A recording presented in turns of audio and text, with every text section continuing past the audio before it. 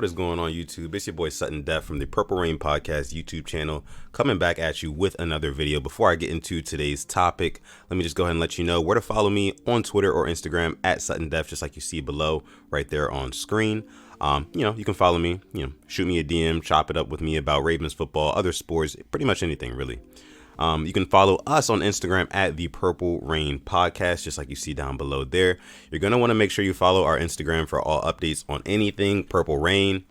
When big news drops with the Ravens, we're also doing like live coverage on there as well. So make sure you tune into our Instagram and make sure you follow as well.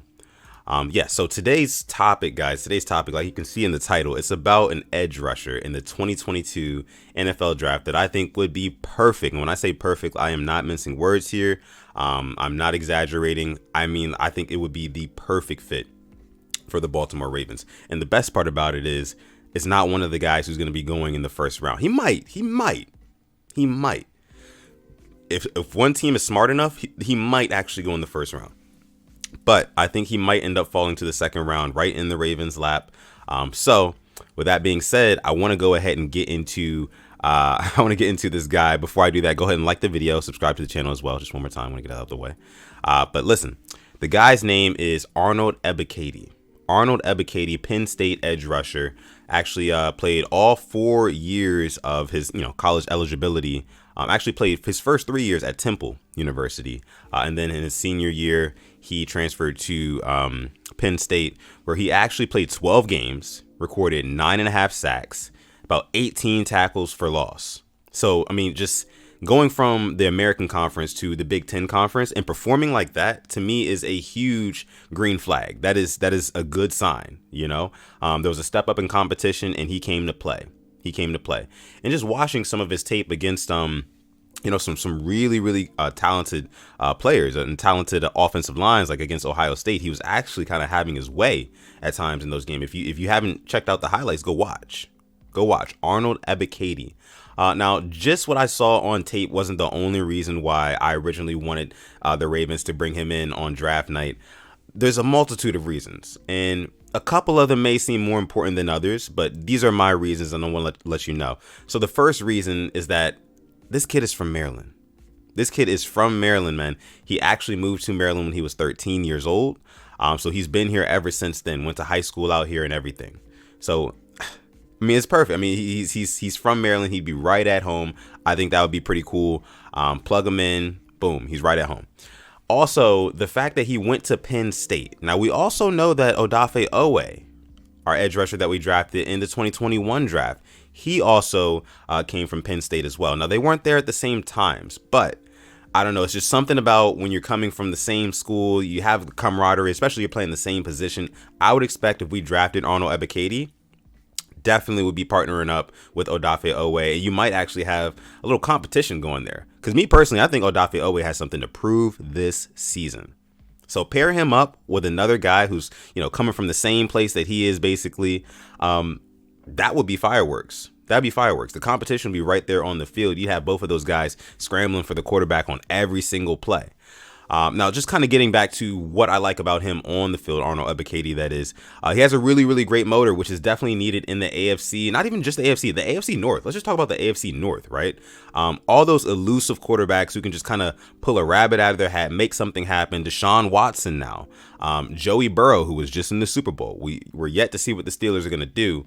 But those quarterbacks alone, we have to play those guys twice a year apiece. So that's 4 games right there where we have to play these elusive, shifty quarterbacks. So you're going to need somebody who's not going to give up on the play. Somebody who's going to, if they get beat on the rep at first, they're going to find a way to win and play to the whistle, truly, and try to make themselves a part of the play and be an impact. That's what you need. And that's what I saw. That's what he was putting on film in his senior season, his senior campaign at Penn State. So, and like I said, again, if you have not seen the tape, go back and watch it.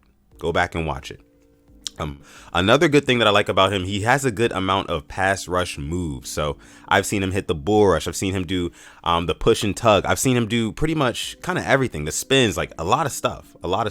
He loves to attack the outside hand, which I do love. Because he's a speed edge guy. He attacks the outside hand. He gets good bend, and before you know it, he's in the quarterback's face. he's really good, I would say, with pressure, like creating pressure immediately, like really, really fast. And that's what you want. You want you want the quarterback on the other team to be thrown off their spot. So, the play's not executing like they want it to. That's really what you want at the end of the day out of an edge rusher. There's no edge rusher who's going to be able to get home every single play or every single possession. It's just not going to happen. But if you can have a guy who can throw a quarterback off their spot and then also at times finish with a sack, you can't ask for much more than that, right? Another thing, I really, really like his draft profile. I mean, we're looking at a guy. He stands like 6'3" tall, about 2 inches shorter than Odafe Oweh, about the same weight as Odafe Oweh, around like 250. Arm length is around the same as Odafe Oweh's. Like his arms are just a tad bit, I think, by maybe like an inch or so than Odafe Oweh. So Odafe Oweh's got those long arms. That's why he was able to punch the ball out of Clyde Edwards-Hilaire's hand in that Chiefs game. You guys remember that? Anyway. Yeah, I really like the arm length as well. And then his hand size. His hands are huge. His hands are actually bigger than Odafe Oweh's. So I really like that, to help him out with his pass rush moves, things like that. And for some reason, this guy's projected to go like late first round or second round. I think he should honestly be a little bit higher, but I think it's because he only played one season at Penn State. That might have something to do with it, which I can understand too. Last thing, the guy just has violent hands, man. He is nasty at the point of attack. He is not playing with these offensive tackles. He is ready to get around you and to the quarterback. He is not trying to, go back and forth with anyone. His primary objective, of course, every edge rusher's primary objective is to get to the quarterback. But this guy just seems relentless. Like I said, his hands are very violent. And if you have not seen this guy on tape, go and watch right after this video.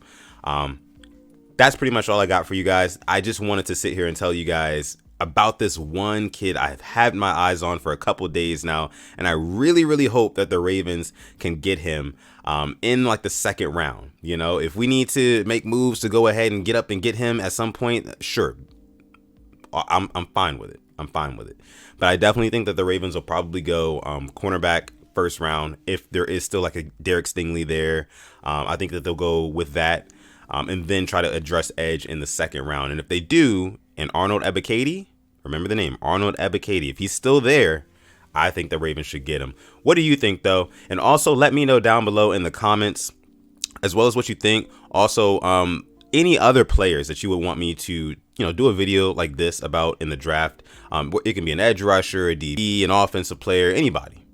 Just drop them down below in the comments. Make sure you also leave a like on this video, guys. I appreciate you guys so much. This has been your boy Sudden Death from the Purple Rain Podcast. I'm going to catch you guys in the next one. Peace.